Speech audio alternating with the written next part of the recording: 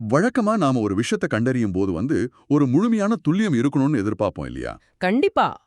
ஒரு இயந்திரத்தோட இயற்பியல் மாதிரி. ஆமா, அதேதான். இப்போ உங்களுக்கு ஒருவேளை கையில எலும்பு முறிவு ஏற்பட்டா, அந்த எக்ஸ்ரே கருவியில அந்த முறிவு ஒரு வெள்ளை கோடா ரொம்ப தெளிவா தெரியும். ம் தெரியும். மருத்துவர் அதை காட்டி, இதோ இங்க தான் பிரச்சனை அப்படின்னு மிக துல்லியமா சொல்லுவாரு. சரியா சொன்னீங்க. மனிதர்களாகிய நமக்கு எல்லாவற்றையும் இப்படி பிரித்து, வகைப்படுத்தி, அளந்து பார்க்கறது தான் ரொம்ப பிடிக்கும். அது நமக்குள் ஒரு பாதுகாப்பான உணர்வு தருது. ஆனா மனித நனவு நிலை அல்லது இந்த பிரபஞ்சத்தோட உருவாக்கம் இப்படி அளவிட முடியாத விஷயங்களுக்குள் நுழையும் போது அந்த எக்ஸ்ரே இயந்திரம் திடீர்னு செயலிழந்து போயிடுது. அது நம்ம புரிதலுக்கு அப்பாற்பட்ட ஒரு மாய உலகமா மாறிடுது.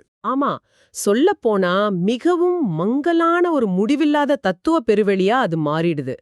அளவிடக்கூடிய விஷயங்களுக்கு அப்பால் பயணம் செய்யும்போது நமது வழக்கமான அந்த தர்க்க ரீதியான கருவிகள் எல்லாம் வேலை செய்யாது. என்ன சொல்றது? ரொம்ப ஆழமான ஒரு உண்மை இது.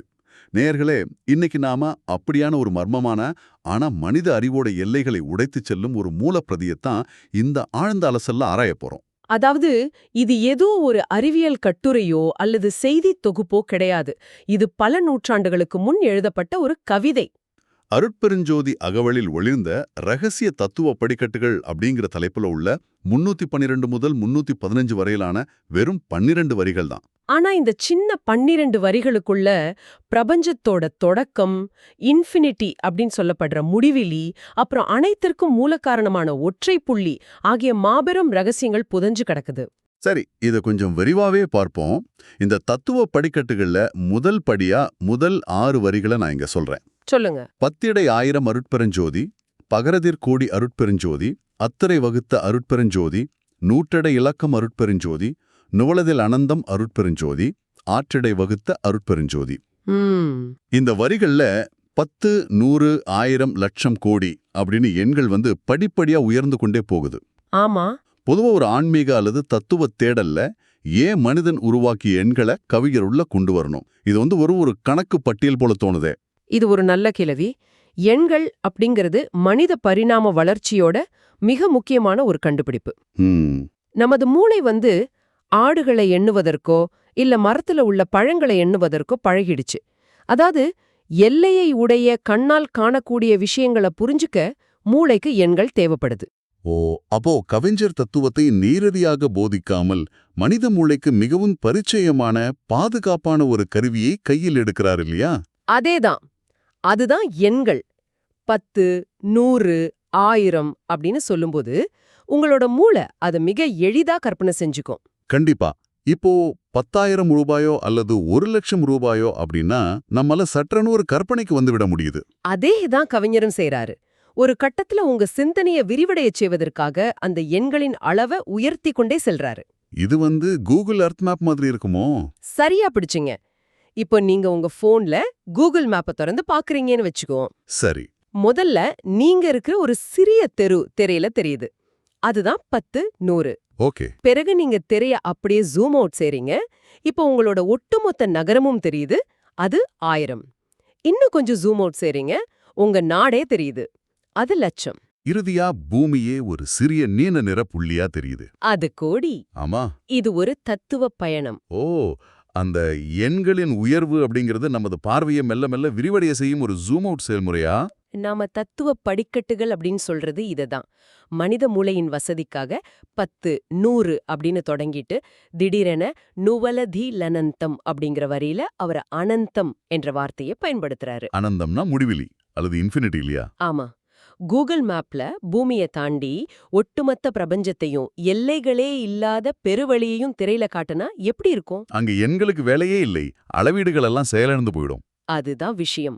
மனித மூளைக்கு முடிவிலேயே கற்பனை செய்யும் திறன் இயற்பியல் ரீதியாகவே கிடையாது. உள்ளேதான். அளவிடக்கூடிய எண்கள்ல தொடங்கி மூளைக்கு எட்டாத முடிவிலிய காட்டி நம் மனதை உடைத்து விரிவடைய செய்யும் ஒரு உளவியல் தந்திரம் தான் இந்த எண்களோட பயணம். இந்த விளக்கம் எனக்குள்ள ஒரு பெரிய திறப்பை ஏற்படுத்துது. ஆனா இதுல நான் கவனிக்க வேண்டிய இன்னொரு வார்த்தை இருக்கு. என்ன வார்த்தை?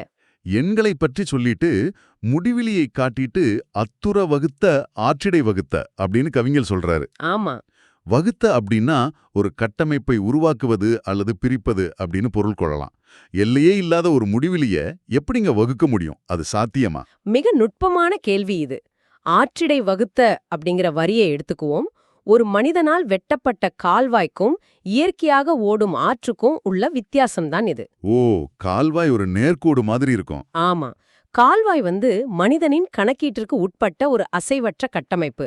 ஆனா ஆறு அப்படிங்கிறது நெளிந்து வளைந்து தான் பாதையை தானே உருவாக்கி கொண்டு பாயும் ஒரு சுதந்திரமான ஓட்டம். ஆனாலும் அது புவியீர்ப்பு விசை அப்படிங்கிற ஒரு மாபெரும் தர்க்கத்திற்கு உட்பட்டுதான் கடலை நோக்கி பயணிக்குது இல்லையா? மிகச்சரி. இந்த பிரபஞ்சத்தோட பெருவிரிவு ஏதோ குருட்டுத்தனமா சீரற்ற முறையில நடக்கல. அது எல்லையற்றதாக இருந்தாலும் ஒரு ஆற்றின் பாதையைப் போல தனக்குள் ஒரு நேர்த்தியான ஒழுங்கமைப்பை கொண்டுள்ளது. அதத்தான் அந்த வகுத்த என்ற சொல் ஆழமா உணர்த்துதா?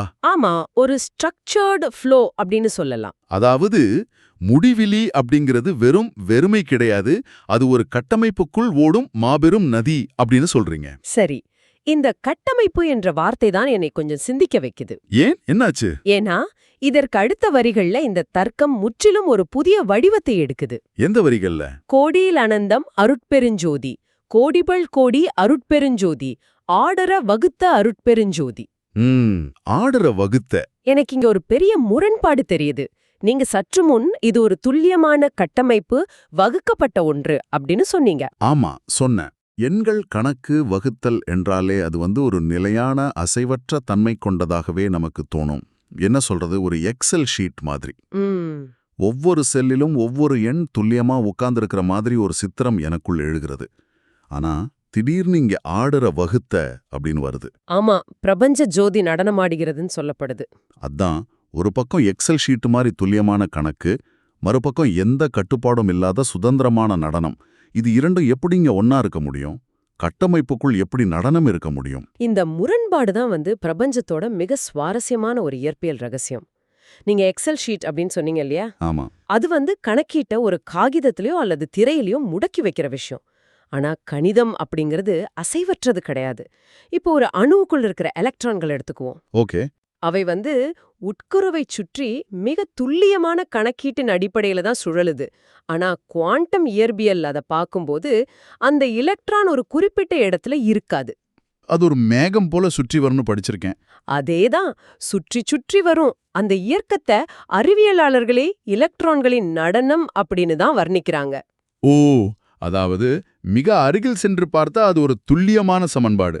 ஆனா ஒட்டுமொத்தமா பார்க்கும்போது அது ஒரு நடனமா? கண்டிப்பா. அண்டவெளிய பாருங்க. கோடானு கோடி நட்சத்திரங்களும் கோள்களும் பால்வெளி மண்டலங்களும் ஒன்றுக்கொன்று ஈர்ப்பு விசையால் பிணைக்கப்பட்டு சுழன்று கொண்டிருக்கு. அது என்னோட எக்ஸல் ஷீட் மாதிரி 100க்கு 100 துல்லியமான கணக்கு தான். ஆமா, ஆனா அந்த மாபெரும் இயக்கத்தை ஒரு தூரத்திலிருந்து பார்க்கும்போது அது எந்த சுணக்கமும் இல்லாம ஒரு லயத்தோடு நிகழும் ஒரு பிரம்மாண்டமான நடனம் போல தெரியும். ஆஹா, அதத்தான் ஆடர வகுத்த அப்படின்னு கவிஞர் பதிவு செய்றாரா? ஆமா, அருட்பெருஞ்சோதி அப்படிங்கிறீங்களே, தேங்கி நிற்கும் ஒரு குளம் கிடையாது.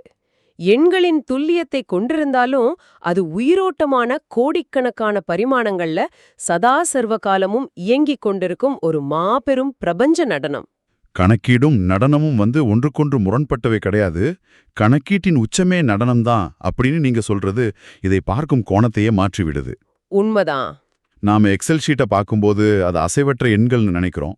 ஆனா அது அந்த பிரபஞ்ச நடனத்தோட ஒரு ஃப்ரீஸ் ஃப்ரேம் அல்லது புகைப்படம் தான் போல இருக்கு. அது ரொம்ப அழகான சிந்தனை. முடிவெளிக்குள் முடிவெளிகள் உருவாகிக் கொண்டே இருக்கும் அந்த பேரியக்கத்தை மனித மொழியால இதைவிட சிறப்பா விவரிக்கவே முடியாது. இந்த நடனத்தை பத்தி பேசும்போதே நமக்குள்ள ஏதோ ஒரு சுழற்சி நிகழ்வது போல தோணுது. சரி, இப்போ நாம இந்த தத்துவ படிக்கட்டுகளோட மிக முக்கியமான இறுதி பகுதிக்கு வந்துட்டோம். சொல்லுங்க, அந்த கடைசி வரிகள். கடைசி 3 வரிகள் வித்தியாச லொன்றாய் அருட்பெருஞ்சோதி, விளைவியல் பலவா அருட்பெருஞ்சோதி, அத்தகை அமைத்த அருட்பெருஞ்சோதி. இந்த வரிகள்ல ஒரு மாபெரும் தேடலுக்கான விடை இருக்கு. வித்தியாச லொன்றாய் அப்படின்னா ஒரே ஒரு விதை அப்படின்னு பொருள். விளைவியல் பலவா அப்படின்னா எண்ணற்ற பல விளைச்சல்கள் அல்லது உருவாக்கங்கள். ஆமா, ஆனா இங்க எனக்கு உயிரியல் ரீதியான ஒரு சின்ன சந்தேகம் வருது. கேளுங்க, தாராளமா கேளுங்க. சாதாரணமா ஒரு மாம்பழ கொட்டைய மண்ணுல புதைக்கிறோம்னு வச்சுக்குவோம். ம். அது முளைத்து அதிலிருந்து ஒரு மாமரம் வரும். அதிலிருந்து மீண்டும் மாம்பழங்கள் மட்டுமே கிடைக்கும் இல்லையா? ஆமா.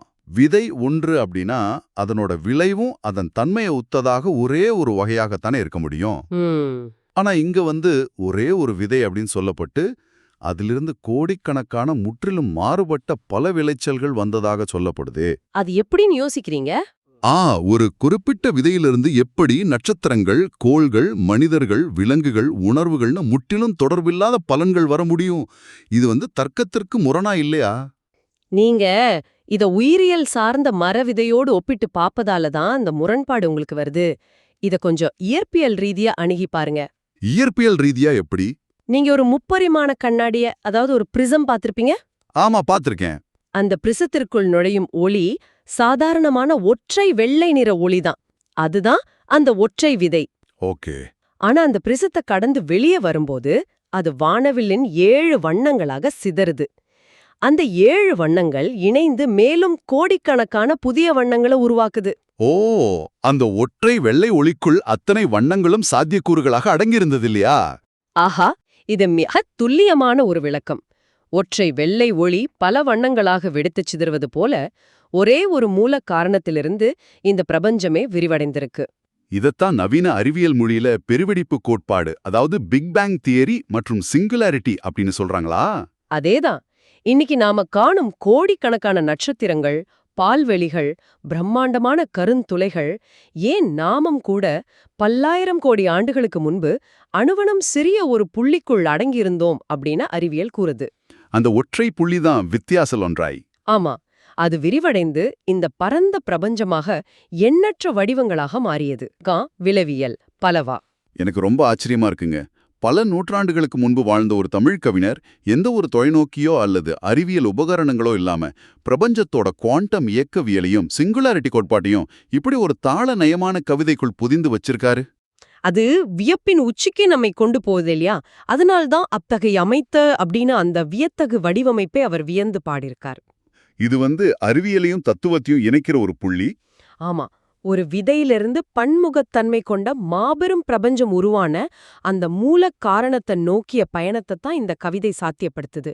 இது ஒன்றிலிருந்து பலவாக விரிவடைந்து பின் பலவற்றிலிருந்து ஒன்றாக ஒடுங்கும் ஒரு முடிவற்ற சுழற்சி. நேர்களே, நாம் இந்த உரையாடலோட நிறைவு பகுதிக்கு வந்துட்டோம். இந்த ஆழ்ந்த அலசலை மீண்டும் ஒரு முறை நம்ம திரும்பி பார்த்தா நம்ம கடந்து வந்த தூரம் உண்மையிலே மலைக்க வைக்குது. ஆமா, வெறும் 12 வரிகள் தான். ஆனா நாம முதல்ல நமது மூளைக்கு பழக்கப்பட்ட 10லும் 100லும் பயணத்தை தொடங்கணும். பிறகு அந்த எண்களை வச்சுக்கிட்டு மனித சிந்தனையை ஜூம் அவுட் செஞ்சு மூளைக்குள் சிறு நடுக்கத்தை ஏற்படுத்தும் இன்ஃபினிட்டி அப்படிங்கிற முடிவிலேயே தொட்டோம். அசைவற்றது போல ஒரு எக்ஸல் ஷீட் போல தோன்றும் இந்த கணக்கீடுகளுக்கு பின்னால் ஒரு மாபெரும் பிரபஞ்ச நடனம் நிகழ்ந்து கொண்டிருப்பதை கண்டோம்.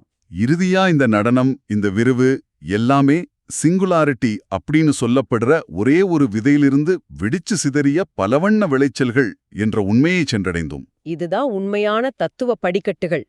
சாதாரண வார்த்தைகளை பயன்படுத்தி மனித மனதை பிரபஞ்சத்தின் எல்லைக்கே அழைத்துச் செல்லும் ஒரு அற்புத பயணம் இது. உண்மையை சொல்லப்போனா இதைவிட சிறந்த முறையில் இந்த வரிகளை சுருக்கிவிட முடியாது. நாம நிகழ்ச்சியை நிறைவு செய்வதற்கு முன் இந்த கவிதையின் சாராம்சத்திலிருந்து நீங்கள் சுயமாக சிந்திப்பதற்கான ஒரு கேள்வியை நேர்களுக்கு முன்வைக்க விரும்புகிறேன். சொல்லுங்க, அது என்ன கேள்வி? அதாவது, நாம இதுவரை எண்கள், கணக்கீடுகள் மற்றும் பிரபஞ்ச நடனம் பற்றி பேசினோம். நேர்களே, அடுத்த முறை நீங்க உங்க அலுவலகத்துல ஒரு கணக்கு வழக்கை பார்க்கும்போதோ அல்லது ஒரு எக்ஸல் ஷீட்டை பார்க்கும்போதோ உங்களை நீங்களே ஒரு கேள்வி கேட்டுக்கொள்ளுங்கள். நீங்க பார்ப்பது வெறும் உயிரற்ற அசைவற்ற எண்களை மட்டும்தானா, அல்லது இந்த பிரபஞ்ச நடனத்தின் ஒரு சிறிய போட்டோகிராஃபை, ஒரு ஃப்ரீஸ் ஃப்ரேமை பார்த்து கொண்டிருக்கிறீர்களா? ரொம்ப ஆழமான சிந்தனை இது.